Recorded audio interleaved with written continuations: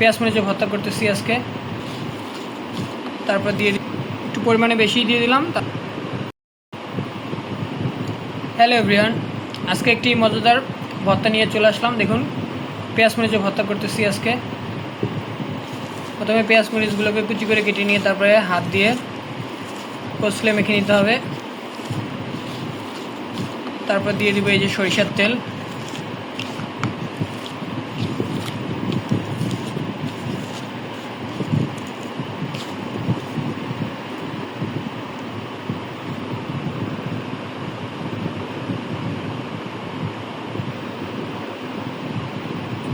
একটু পরিমাণে বেশি দিয়ে দিলাম, তাহলে ঝাঁঝ ঝাঁঝ লাগবে, খেতে ভালো লাগবে।